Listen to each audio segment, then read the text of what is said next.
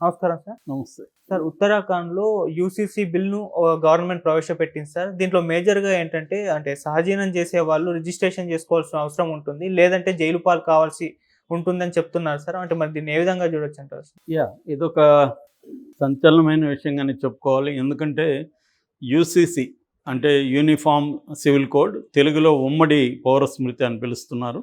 నిజానికి ఇది ఉమ్మడి కంటే కూడా ఏకరీతి అని పిలవడం కరెక్ట్. ఎందుకంటే అందరికీ ఇది వర్తిస్తుంది.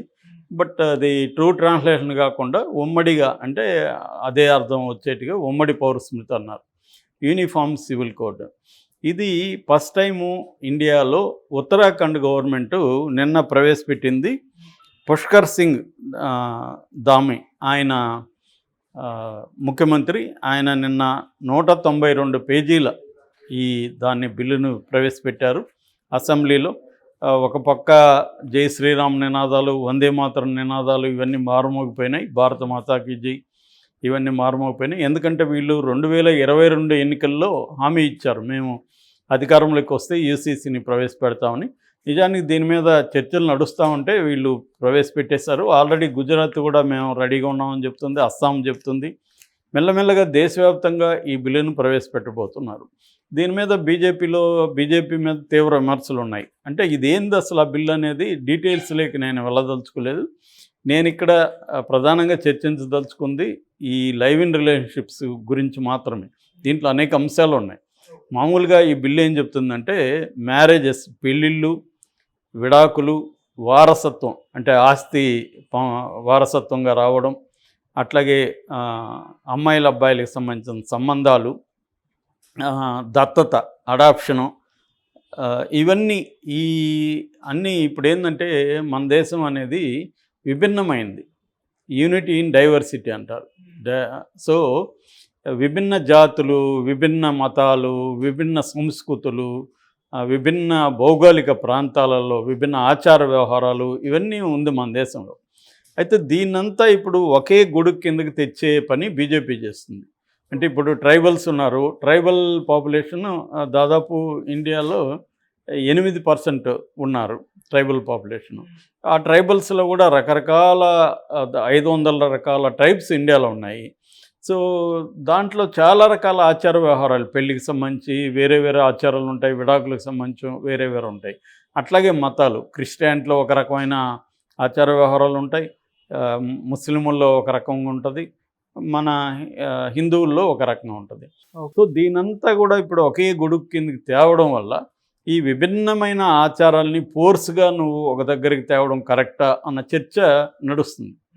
దానివల్ల ఆయా మతాల, ఆయా సంస్కృతుల్ని దెబ్బతీయడం కదా అన్న అభిప్రాయం వస్తుంది. అంటే మెజారిటీకి సంబంధించిన మీరు కరెక్ట్ అనుకునే దాన్ని అందరూ పాటించే విధంగా చేయడం కరెక్టా అన్న విమర్శ ఉంది. సరే, ఆ చర్చ వేరేది. ఇప్పుడు ఈ బిల్లులో 192 పేజీల బిల్లు, అది కూడా ఇచ్చి ఇమీడియట్గా దాని మీద ఓటింగ్ పెడతామని చెప్పారు.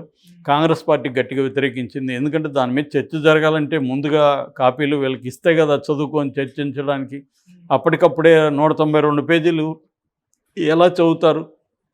సో ఈ విమర్శ కూడా బీజేపీ గవర్నమెంట్ మీద వచ్చింది. సరే, అయితే ప్రధానంగా ఇందులో ఏముందంటే లైవ్ ఇన్ రిలేషన్షిప్స్ సంబంధించి మాత్రమే ఇప్పుడు కాంట్రవర్సీ అవుతుంది దేశవ్యాప్తంగా. మిగతా అంశాలు చర్చ కంటే కూడా దీని మీద ఎక్కువ చర్చ జరుగుతుంది.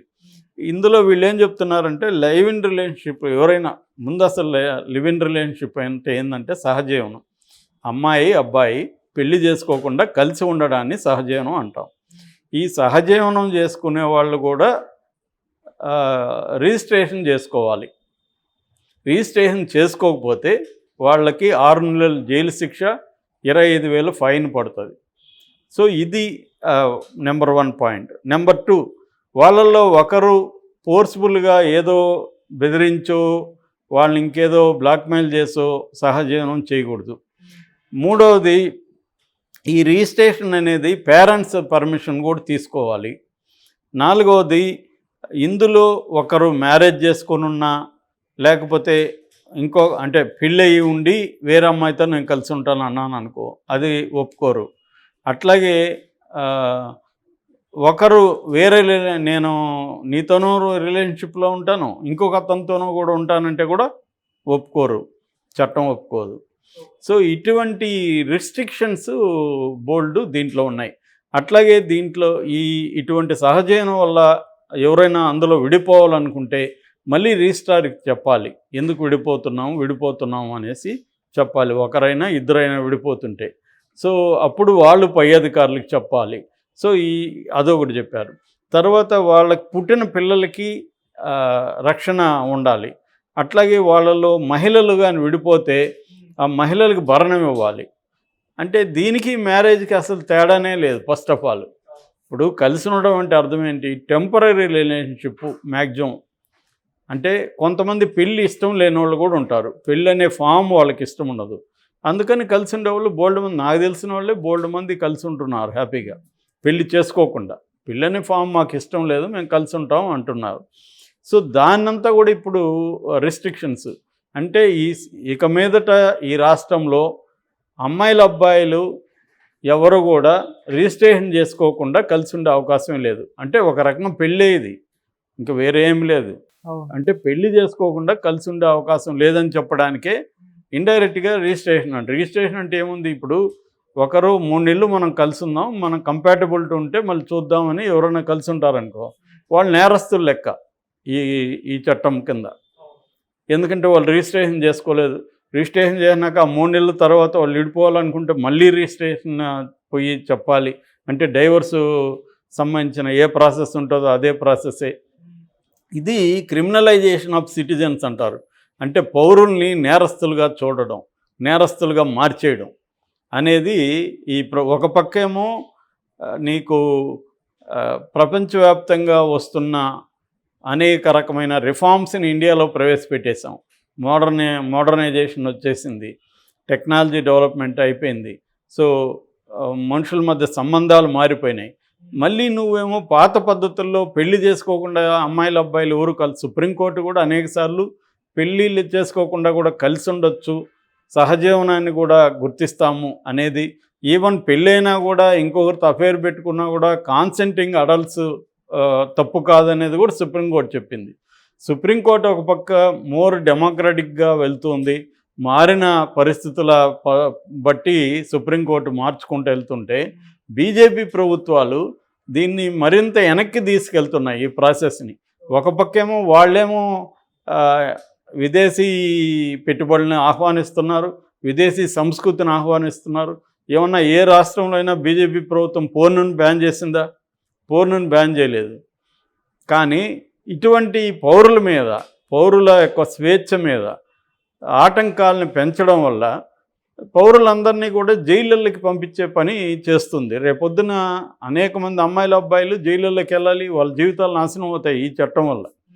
ఎందుకంటే చాలామంది పెళ్లి చేసుకునే వెసులుబాటు లేక కావచ్చు, లేదా పెళ్లి చేసుకుంటే ఇప్పుడే ఇబ్బందులు అని కావచ్చు, కలిసి ఉందాం అనుకుంటారు. ఇప్పుడు నువ్వు కలిసి ఉంటేనో నేరము, వాళ్ళు సెక్స్ వర్కర్లతో పోతేనే నేరము. ఇంక మరి వాళ్ళు ఏం చేయాలి? నేరం చేయాల్సిందే, తప్పదు. సో నేరం చేసే విధంగా సిటిజన్స్, అందుకనే సిటిజన్స్ని క్రిమినల్స్గా మార్చే విధంగా బీజేపీ ఈ చట్టాల్లో నిర్బంధ చట్టాలను తీసుకొస్తుంది. దీనివల్ల యువకుల్లో విపరీతమైన అభద్రత, టెన్షను పెరిగిపోయే అవకాశం ఉంది.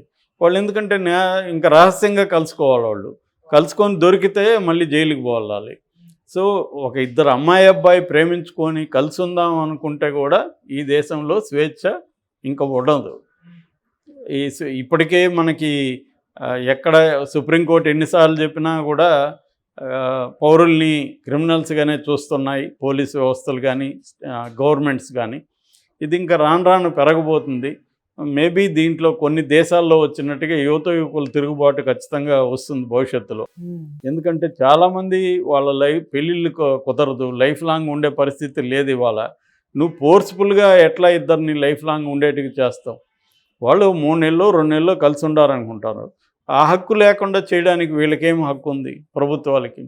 సో ఇది ఇప్పుడు చాలా పెద్ద సమస్య రాబోతుంది దేశంలో, ఒక సంక్షోభం రాబోతుంది ఖచ్చితంగా యువకులకు సంబంధించి. అంటే ఫోర్స్ఫుల్గా నువ్వు వాళ్ళని కలపడం, మళ్ళీ అందులో అమ్మాయి విడిపోతే, ఇప్పుడు 3 నెలలు కలిసి ఉంటారు, 3 నెలల తర్వాత అమ్మాయి విడిపోతే అమ్మాయికి భరణం ఇవ్వాలి వీడు. వీడు ఎక్కడి నుంచి ఇస్తాడు? మొన్న ఒక నేను కూల్ చేసుకుంటుండేవాడికి బర్న్ ఇవ్వమనింది 10,000. బాబు నేను కూల్ చేసుకుంటున్నా, పైగా నా సిస్టర్స్ నా మదర్ నా మీద డిపెండ్ అయ్యిండారంటే కోర్టు, అదంతా నాకు తెలీదు, నువ్వు కట్టు అని. పైగా ఆమె టీచరు, ఆమెకు జీతం వస్తుంది. అంటే క్రిమినల్స్గా మారితే రేపొద్దున కామెంట్లు ఏమి వస్తున్నాయంటే దీనికంటే ఆమెను చంపేయడం బెటర్ కదరా, ఆ డబ్బులు ఏదో లాయర్లకు ఇస్తే బయటకు వస్తావు అని కామెంట్లు పెడుతున్నారు. అదే నేను చెప్పి దీనివల్ల ఏమవుతుందంటే క్రైమ్ చేయడానికి వీళ్ళే ప్రేరేపిస్తున్నారు. గవర్నమెంట్సే పౌరుల్ని క్రిమినల్స్గా మార్చే పద్ధతి ఈ UCC bill. Okay, thank you so much sir.